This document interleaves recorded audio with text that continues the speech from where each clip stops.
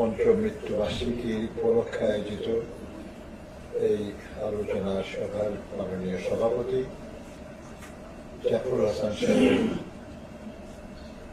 জাতীয় শ্রমিক আন্দোলনে যিনি সহকর্মী ছিলেন, প্রকৌশলী জনাব কবির হোসেন, আপনাদের এই সংগঠনের সদস্য সচিব সাকাওয়াত, জাতীয় বিদ্যুৎ শ্রমিক কর্মচারী ইউনিয়নের বিদ্যুৎ শ্রমিক ফেডারেশনের নেতৃবৃন্দ, যারা আবার শ্রমিক দলের নেতাও, ডিপ্লোমা ইঞ্জিনিয়ার্স অ্যাসোসিয়েশনের নেতৃবৃন্দ, এর মধ্যে অনেকেই আছেন যারা জাফরুল হাসান সাহেবের সঙ্গে কাজ করেছেন। সবাইকে আমি সালাম এবং শুভেচ্ছা জানাই। আলহামদুলিল্লাহ, আমি আল্লাহর কাছে শুকর করি যে জাফরুল হাসান সাহেবের মতো একজন যোগ্য, সৎ, দক্ষ এবং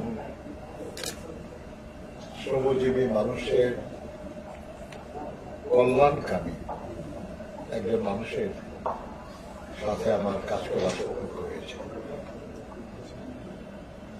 আমি যখন শ্রমিক দলের সাধারণ সম্পাদক ছিলাম, উনি শ্রমিক দলের শিক্ষা বিষয়ক সম্পাদক ছিলেন, উনি শ্রমিক দলের সহকারী সম্পাদক ছিলেন, শ্রমিক দলের যুগ্ম সম্পাদক ছিলেন, এবং আমি যখন সভাপতি হই তখন তিনি শ্রমিক দলের সাধারণ সম্পাদকের দায়িত্ব নেন।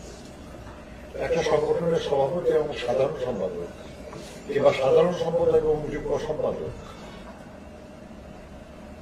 বা সাধারণ সম্পাদক এবং সম্পাদক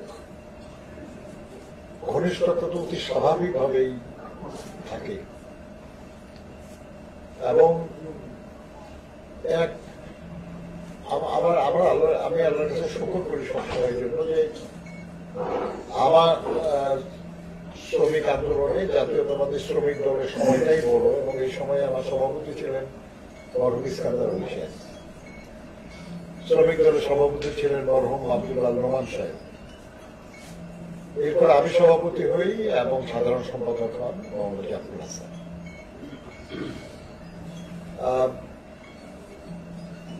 আল্লাহর অসীম মেহেরবানি যে এতে কারোর সঙ্গে কখনো আমার কোনো দ্বন্দ্ব, কোনো সংঘাত হয় না। এর কারণ এই না যে আমি ভালো মানুষ ছিলাম, এর কারণ এই যে ওনারা ভালো মানুষ ছিলেন।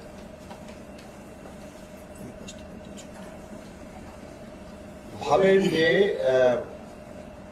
যে কোনো একজন মানুষের যদি নিজের স্বার্থ অর্জন করার সুযোগ থাকে এবং তারপরেও যদি সে সেটা গ্রহণ না করে, তাহলে তো শুধু তাকে নিঃস্বার্থ বলা যায়। জাফরুল হাসান সাহেব যদি নিজের স্বার্থ সাধন করার চেষ্টা করতেন, তাহলে তো তাকে এই সাব অ্যাসিস্ট্যান্ট ইঞ্জিনিয়ার হয়ে তাকে রিটায়ার করতে হতো না, কিংবা মরে যেতে হতো না। তার অনেক কর্মী অনেক বড় পদে কাজ করেছেন, অনেক সুযোগ সুবিধা পেয়েছেন, অনেক ভালো জীবন যাপনের সুযোগ পেয়েছেন, অনেক বেশি টাকা পেনশন পাচ্ছেন, অনেক সুযোগ সুবিধা, কিন্তু জাফরুল হাসান সাহেব সেটা অতিক্রম করতে পেরেছেন। তার আত্মার তৃপ্তিটা উনি বেশি গুরুত্ব দিয়েছেন, আর সহকর্মীদের কল্যাণের কথা ভেবেছেন, শ্রমজীবী মানুষের কল্যাণের কথা ভেবেছেন, এবং ভেবে তিনি নিজের স্বার্থ গুরুত্ব না দিয়ে সারাটা জীবন কাটিয়েছেন।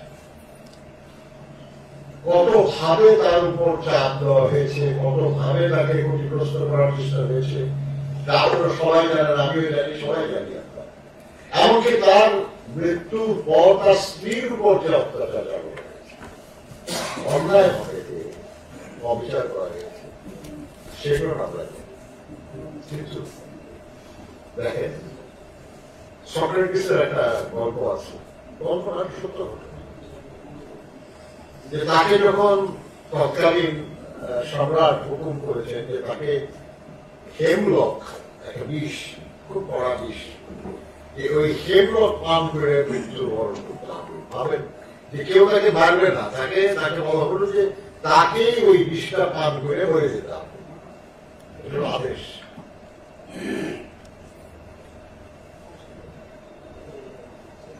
তার স্ত্রী তাকে বলতেছিল যে তুমি কেন এটা করবে, তুমি খাবে না বিষ, তুমি তুমি দোষ করো নাই।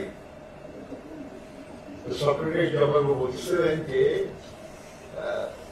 তুমি কি খুশি হয়েছে যে আমি আসলে অপরাধ করছি এবং সেই জন্য আমার মৃত্যুদণ্ড হলো?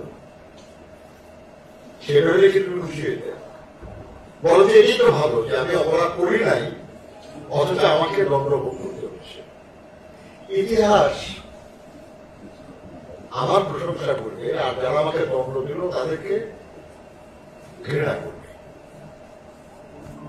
এই একই ঘটনা ঘটেছে মে দিবস যে হয়েছে আমাদের 1886 সালে।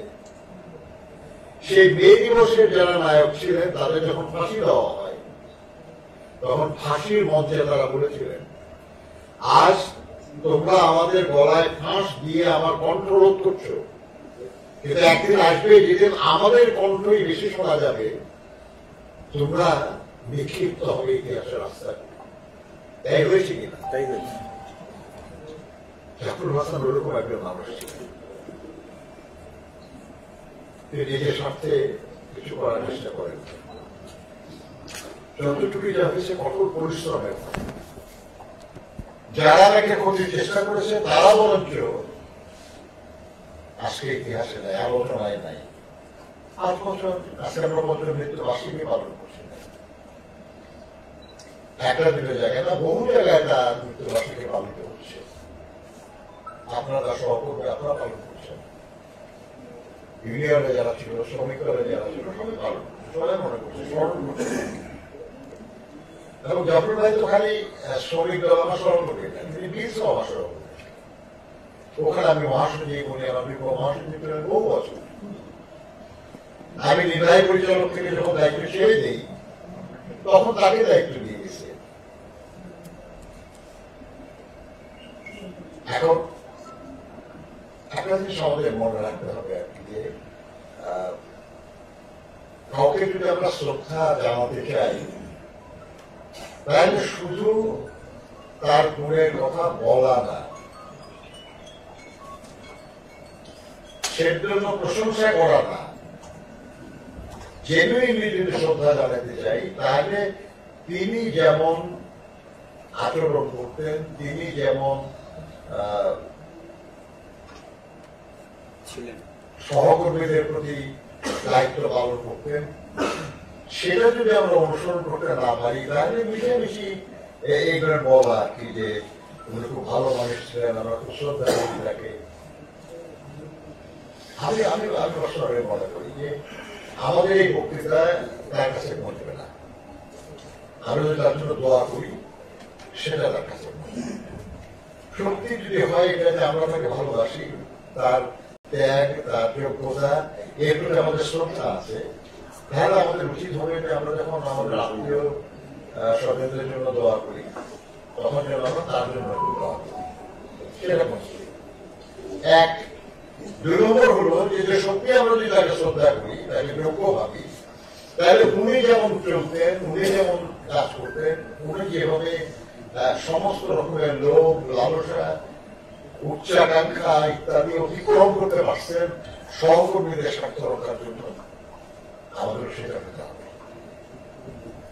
আমি কথা বলার অধিকার রাখি এই কারণে যে আমিও 1968 সাল থেকে যে পদে চাকরি করেছি, ওই পদ থেকেই রিটায়ার করেছি।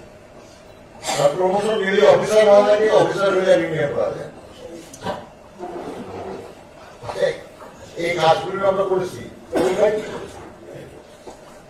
আরো অনেকে আছে যারা ট্রেড ইউনিয়নের জন্য এই স্যাক্রিফাইস গুলো করেছেন। আজকাল অনেকেই এগুলো করে না। আজকাল মানুষকে দেখি যে আমরা ট্রেড ইউনিয়ন করে যাদেরকে আমরা বিভিন্ন জায়গায় ট্রেনিং এ পাঠাই, একটু ট্রেনিং করে আসলে একটু স্মার্ট হলে তাকে দেখা গেল প্রমোশন হয়ে নিয়ে ট্রেনিং দিয়ে ছেড়ে চলে গেছে।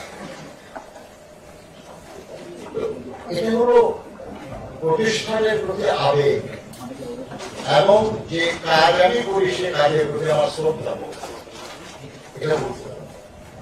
আমি বিশ্বাস করি যে সত্যি যদি আমরা জাফর হাসান সাহেবকে শ্রদ্ধা করি, আজকের দিনে আমাদের একই হবে প্রতিজ্ঞা যে আমরা তার মতো তার যে মহৎ গুণগুলি ছিল এটা অর্জনের চেষ্টা করবো, কার্যকর করার চেষ্টা করবো আমাদের জীবনের প্রতিটি ক্ষেত্রে। তাহলে শুধু তার প্রতি শ্রদ্ধা জানানো হবে, আর তা না হলে এটা ভীষণ আনুষ্ঠানিক হবে, কোনো অর্থ হয় না। আপনারা যে আয়োজন করেছেন, আমি ডিপ্লোমা ইঞ্জিনিয়ার্স অ্যাসোসিয়েশনের ডিপ্লোমা ইঞ্জিনিয়ার্সের যারা নেতৃবৃন্দ তাদের আন্তরিক কৃতজ্ঞতা জানাই, ধন্যবাদ জানাই। তারা তাদের সহকর্মী এবং আমাদের সহকর্মী মোহাম্মদ জাফর হাসানকে স্মরণ করার আয়োজন করেছেন। আপনাদের সবাইকে ধন্যবাদ। আমরা আপনাদের সবাইকে